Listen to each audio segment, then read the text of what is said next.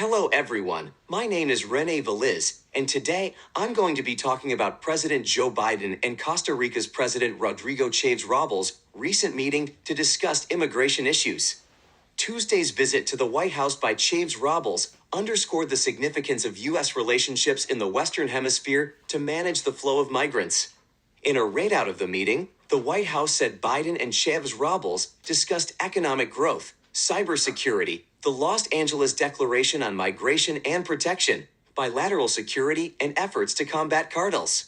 Costa Rica, which neighbors Panama, is among the countries through which migrants often transit on their way to the U.S. southern border and is key to the administration's migration plans.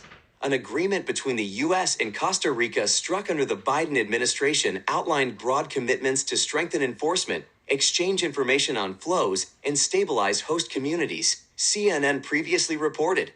But Costa Rica has also been overwhelmed by migrant arrivals, underscoring the challenge facing U.S. officials who are in part relying on countries with limited resources to provide legal pathways and discourage migration northbound.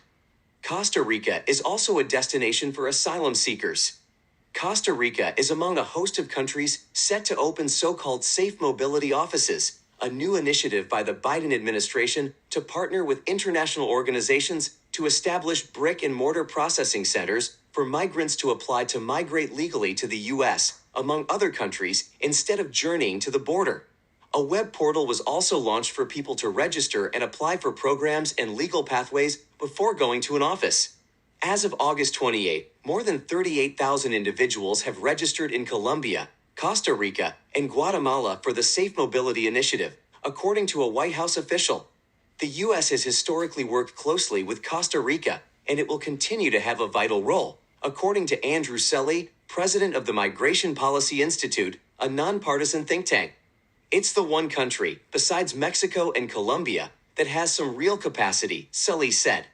This news is important because it highlights the growing tension and strain on resources caused by the influx of migrants to the United States from Central America.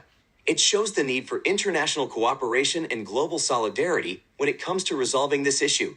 Through the meeting between President Biden and President Chaves Robles, the Biden administration is likely looking for assistance and strategies from the Costa Rican government in order to better protect migrants and decrease the number of people fleeing their countries. Since Biden has been in office, he has spoken about the importance of immigration reform, as well as providing aid and resources to Central American countries in order to reduce the number of migrants. This news shows that Biden and the United States are dedicated to finding a solution to this contemporary crisis. I think the U.S.-Costa Rica agreement to strengthen enforcement, exchange information, and stabilize host communities is a good step towards managing the influx of migration. It's good that the Biden administration is launching initiatives such as the Safe Mobility Offices, which will provide channels for legal pathways in order to discourage people to take the dangerous journey north.